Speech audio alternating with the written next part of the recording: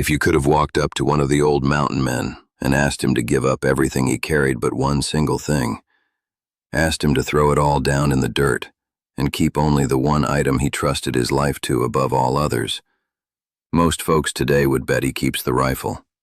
They would be wrong. A good many of those old men, the ones who lived the longest and ate the best, would have kept the knife. A plain knife. A fixed blade, bone-handled most likely, worn smooth from years in a hard hand.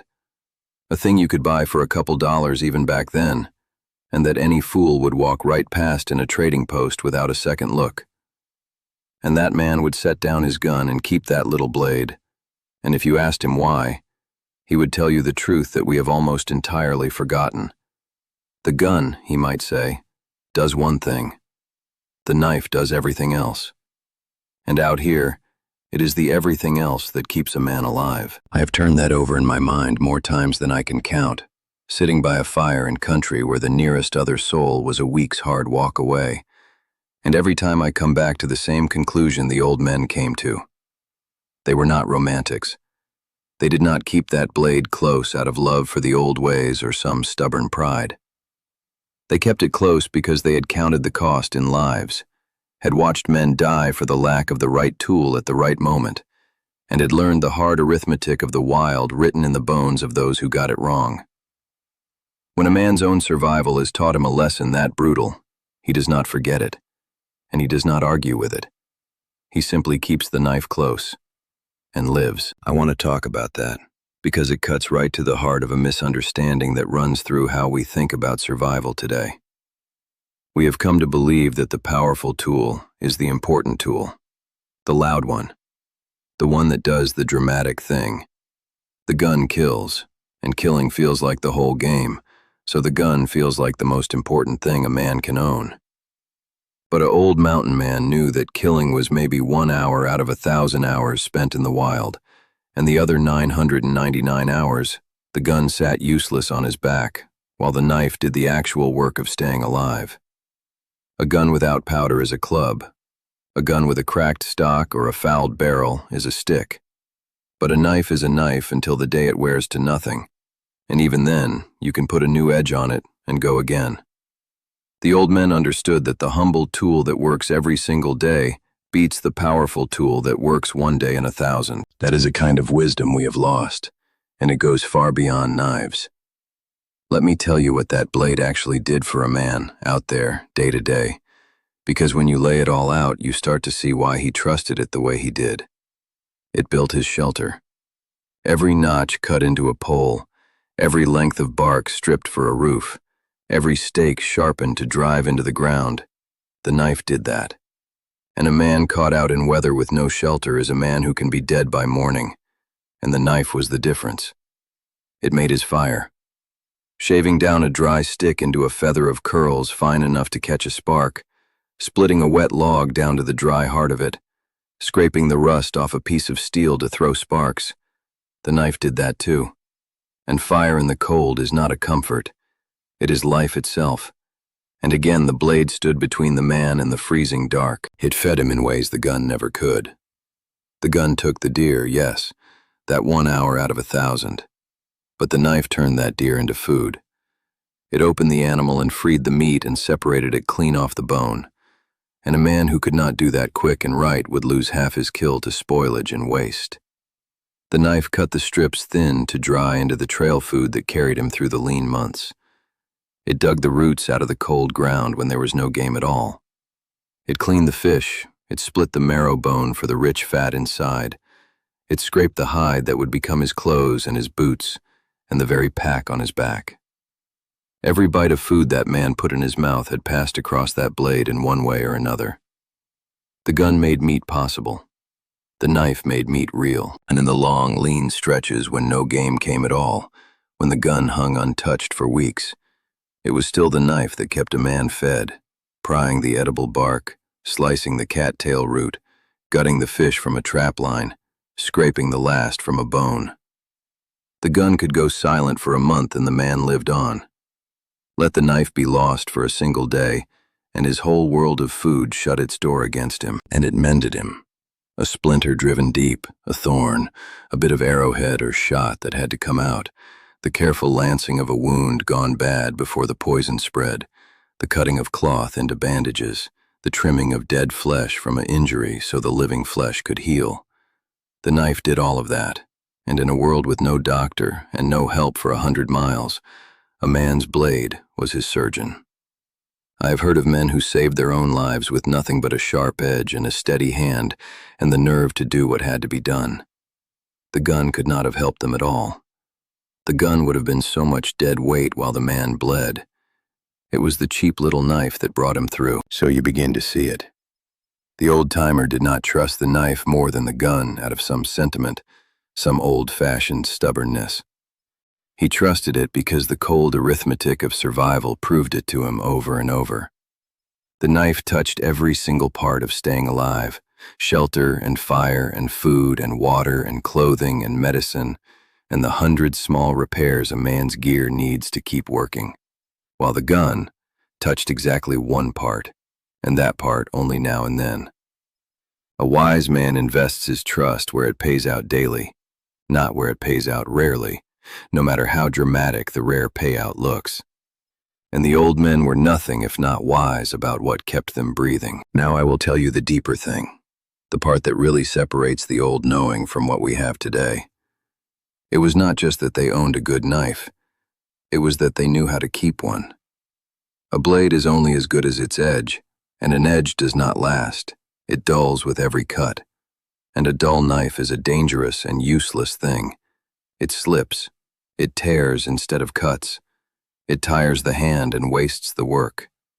So the old-timer carried a stone, a little whetstone worn into the shape of his own hand from years of use, and he tended that edge the way a man tends a fire, constantly, a few strokes here and there through the day, never letting it go truly dull, so that his blade was always ready, always keen, always equal to whatever the next hour demanded. He could feel the edge with his thumb and know exactly how much life was left in it. He knew the angle to hold against the stone in his sleep. This was not a chore to him. It was a habit so deep it was part of who he was, the way breathing is. And it meant that his cheap little knife outperformed a rich man's fine one that sat dull and neglected in a fancy sheath. The tool was never the thing. The keeping of the tool was the thing. A $2 blade in the hands of a man who tended it beat a $20 blade in the hands of a man who did not, every single time, and the old men knew it. There is a lesson buried in there that runs far past knives, and I think it is the real reason this matters, the reason worth carrying out of these woods and into your own life. We have become a people who believe that buying the thing is the same as having the thing. We buy the expensive tool and we think we are now capable, when all we have done is spend money. The old mountain man knew the opposite. He knew that the capability was never in the tool, it was in the man, in the skill and the care and the knowledge of how to use the simple thing to its fullest. Give a skilled man a poor knife and he will thrive. Give a fool the finest blade ever forged and he will cut himself and lose it in a week. The old-timer poured himself into mastering the cheap, simple tool so completely that he needed nothing more. And that mastery was a thing no one could take from him. No thief could steal it. No fire could burn it. No hard winter could starve it out of him. He could lose every possession he had, and as long as he had his hands and his knowledge, he could make a new knife from a piece of scrap and start again. That is a kind of wealth we have nearly forgotten exists. The wealth that lives in the man and not in his things. You see it in how they chose the blade in the first place, too. The old-timer did not want the fancy knife, the one with the jeweled handle and the polished show. He wanted the plain one, the simple one, the one with nothing on it to break, no moving parts, no folding hinge to clog with grit and fail at the worst moment, no decoration to catch and snag. A fixed blade, a simple handle, a single piece of honest steel that could take an edge and hold it. He understood that simplicity is strength, that the more parts a thing has, the more ways it has to fail, and that out where failure means death, a man wants the tool with the fewest ways to let him down. The cheap, simple knife was not a compromise he settled for because he was poor. It was the deliberate choice of a man who had learned, through hard experience, that simple things survive and complicated things break. We chase the complicated and the feature-laden and the impressive, and the old men would have shaken their heads at us, because they had buried friends who trusted the impressive thing and were failed by it at the moment it mattered most. And the knife was always on him. This is a small thing that is not a small thing. The gun he might lean against a tree, set down to do other work, leave in the shelter while he went to the spring. But the knife rode on his belt or his neck every waking moment and slept within reach of his hand every night. It was never more than a grab away, because the old-timer knew that the emergency does not announce itself. The bear does not wait for you to walk back and fetch your blade. The slip on the icy rock that pins your arm does not pause while you consider where you left your tools. The knife was always there because everything could go wrong at any instant, and the one tool that could save him in nearly any of those instants was the one he kept closest.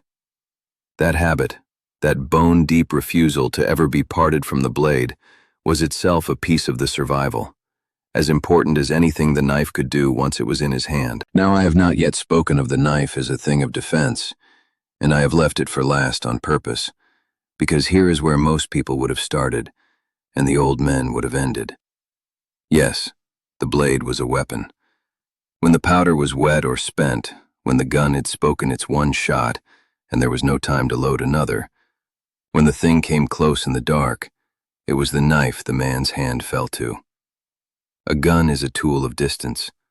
Up close, in the tangle, in the sudden terror of a thing already upon you, the gun is often worse than useless, too long, too slow, fired once and empty. The knife does not run out. It does not misfire. It does not need to be reloaded in the half-second a man has left.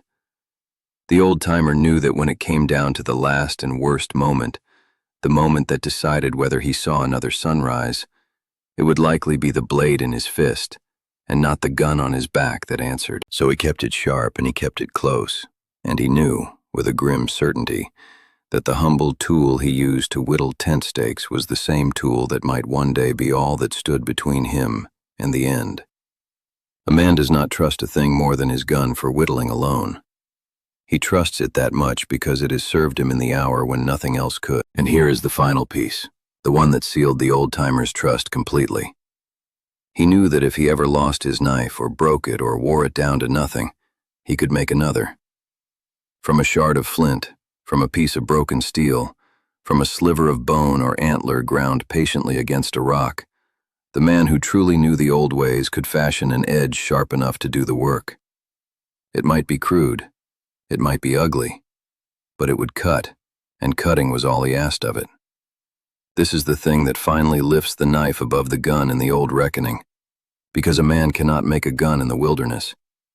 He cannot forge a barrel or mix powder or cast a ball from nothing out in the timber. Lose the gun and it is gone, and the man is reduced. But the man who knew blades was never truly disarmed, never truly without, because the knife was not really the steel object on his belt at all. The knife was the knowledge in his head of how to put an edge on the world, and that knowledge could not be lost or broken or stolen. He carried the real knife between his ears, and the thing on his belt was only its most recent body. That is why he trusted it beyond all else, not because the object was so precious, but because the object was replaceable by his own two hands and his own hard knowing, in a way the gun could never be. The most dependable tool is the one you can always make again, and of all the things a man carried, only the blade was truly that. There were 100 smaller things too, things so ordinary the old-timer never thought to name them, that altogether added up to why the blade was never out of his hand for long. It cut the cordage that lashed his gear and bound his loads. It carved the trap triggers and the snare toggles and the deadfall pieces that caught the small game the gun would have been a waste on. It split the kindling and pointed the fishing spear and notched the trees to mark a trail he could find again in the snow. It dug a man out of trouble and dug him into shelter, scraping a hollow in a snowbank, prying a stone, levering a log. It shaved tinder when the rain had soaked everything and the dry was only to be found deep in the heart of a dead branch. When a man needed water and found only ice, the knife chipped through to it, When he needed to reach the sap or the inner bark that could be eaten in the starving times, the knife opened the tree. Not one of these tasks was dramatic. Not one of them would make a story a man would tell by the fire. But it was the sum of all these small, quiet uses, 10,000 of them across a hard life, that built the old-timer's trust into something close to devotion. The gun was for the rare, loud moment.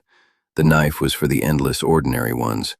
And a life is made of the ordinary moments far more than the rare ones. I think about all of this, the cheap little knife the old men trusted above their guns, and I think it tells us something true that goes well beyond the woods. We've got it backwards, most of us. We chase the powerful and neglect the dependable. We buy the dramatic tool and never learn to use it, while the humble tool that would actually serve us sits ignored. We believe the value is in the thing we own when the value is always in what we know and how well we tend it. The old mountain man, with his $2 blade kept scary sharp and never out of reach, knew better. He had stripped his life down to what truly worked, and he had mastered it so completely that the simple thing did the work of a dozen complicated ones. He did not need more. He needed to know what he had, deeply, and to care for it faithfully. And that was enough. That was more than enough. That was a whole life lived free and fed and warm in a country that would have killed a man who needed more and knew less. The knife is still just a knife. You can hold one in your hand today that is not much different from the one that old-timer trusted his life to. The steel is the same. The edge takes the same care. The skill is still there to be learned by any man willing to learn it. The shelter and the fire and the dressing of game and the 100 quiet tasks of staying alive. None of it has changed at all. What changed is us. We stopped learning the simple things because we were sold the idea that buying the complicated thing was easier and better. The old men would tell you it is neither.